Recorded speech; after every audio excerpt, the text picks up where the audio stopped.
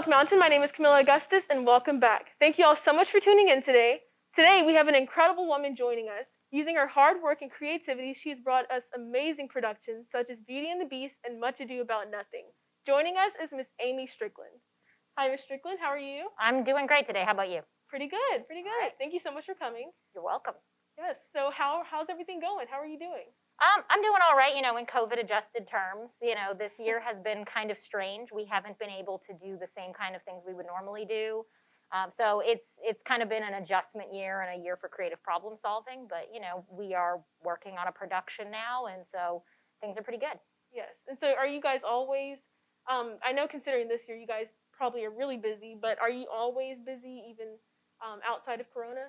Yeah, normally in a normal year, I think I sat down and did the math once and said, how many hours am I at school, after school, throughout the whole school year that don't include the working at home? And I think it was about 200 hours after school at rehearsals, tech rehearsals, productions, that kind of thing. Competitions as well. So we're usually very busy, and it's like in a normal year, it's basically from August until spring break. It's just nonstop because we do our musical. We do a fall competition piece while we're producing the musical, kind of inside of that rehearsal time in between. And then the last couple of years, we've gone straight from musical, had Monday off, and gone on Tuesday right into rehearsal for our spring production. Wow. So I kind of get my breather usually after spring break, and it's been weird this year because that's not been our schedule. There's no musical, sadly, this year. Mm-hmm. So our production schedule was working on Much Ado About Nothing. We finished that by the beginning of November. Then there was kind of a lot of sitting and waiting to see what COVID was going to do so we could plan. And we started a couple weeks ago rehearsal for the new production. Wow, that is great that you guys get to still, put on productions and stuff. But the 200 hours, I still can't get over that. Yeah, it's a lot. It's a lot. I think they have me listed on the contract for after school stuff as the drama team coach, mm-hmm. Which is a little bit funny to me. But yeah, it's a lot of work put in after school. Some of our students are involved in every production. Some of them they'll show up and they'll do the musical, and then that'll be their thing for the year. But we have certain students who are there almost as many hours as I am. Wow.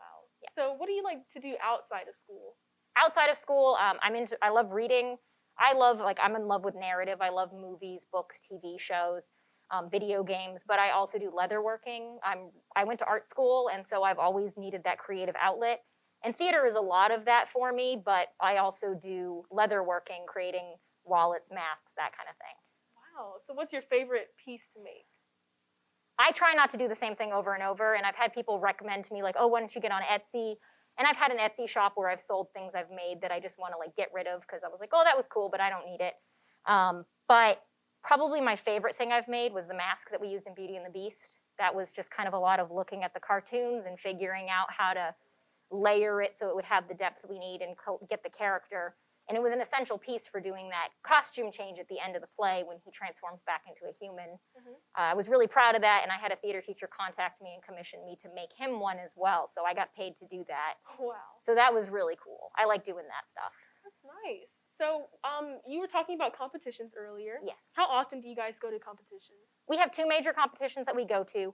The first one is the one that we reinvest a lot more of our time and energy into because it's the Alabama Conference of Theaters Walter Trumbauer theater competition, secondary theater competition. There's individual events for students that allows kids to come in and do monologues and scenes that they've always wanted to do. And then we do this thing called the studio show. And the studio show basically says you can have a table, so many chairs, so many blocks, and that's it. You can have lights up, lights down. You can't do anything that's not just props, handheld, and costume, no sets. And so last year we did 21 Chump Street, which for those of you who know Hamilton, it is by Lin-Manuel Miranda. He wrote it. It's a 15-minute musical that he wrote when he was doing In the Heights on Broadway. And it's about a kid who falls in love with a drug officer who's undercover at his school. And so we took that to competition. It was student directed by Kayla Marie Van Norman, and we won at our state competition. Wow. We also have Alabama Thespians and the International Thespians, but unfortunately that conflicts with our show choir weekends, so we don't really have a big showing at that competition. Wow. Yeah. What is your favorite play that you've put on so far? It's like choosing your children in a way. I have like if you were going to say what's my favorite set we've put on stage, that would be the Arsenic and Old Lace set. Mm-hmm. I had a lot of fun doing the fights for Romeo and Juliet. I think my favorite costumes were either going to be the costumes for Beauty and the Beast or All Shook Up. Probably the Beauty and the Beast costumes kept me up at night the most, so maybe not those. But I don't really have a favorite play so much as pieces of them. Okay, nice. And I know you do have a new production coming up this spring. Yes. Could you tell us a little bit about that? Yeah, sure. This is our fall production. We did Much Ado About Nothing digitally, and we had everybody on Google Meet.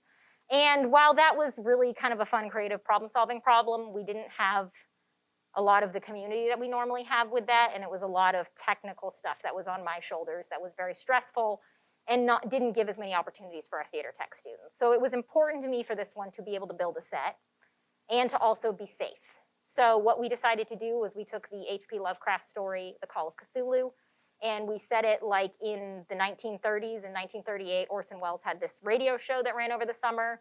It's kind of infamous because The War of the Worlds was one of their productions, and people who tuned in halfway through thought that we were being invaded and started panicking.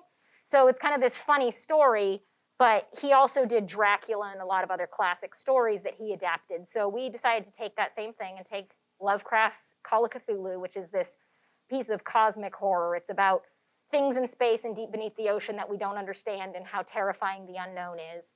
And we made a radio play. It's going to be set like it's in the radio studio in 1938. We're going to have kids who are doing live sound effects on stage for it. They're going to be dressed in costumes like it's 1938, coming up to microphones, doing their performances, changing voices, accents to play multiple characters. Wow. And so we're going to do that in April. And then the broadcast department is going to film it. Mm-hmm. Yes. Yes. I'm very excited to see. I'm going to be also helping film it. So yeah, I think some of the things that are going to be really helpful with the COVID situation, and the numbers are going down now. Mm-hmm. The governor has just said that our mask mandate is going to ease off by April, but we're rehearsing it in masks. Nobody has to be blocked facing each other. We can be at our own microphones separate and still have that interaction. So it won't feel like it's this weird, strained pandemic play where we're not watching Little Women and everybody's 10 feet apart in masks. Yeah. It'll kind of feel natural that we will be there. There won't be masked for that, but we'll have a film crew on stage. And then if we decide to have a parent performance, that depends on the numbers, then we'll be able to have everybody in the audience come and wear masks, limit the audience, and we'll have the actors not right on top of each other, breathing in each other's faces. I think it's really good that you guys are taking the necessary steps to make sure everyone stays safe. Oh, yes. And then also you get a chance to put on a production for, the actors in the play, let them,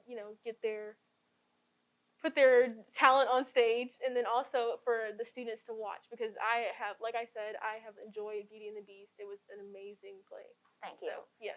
That sense of community that we develop working on those plays, that's really why a lot of the kids are there. There's a few people who may have a future in performing arts. There's a lot of skills you can learn.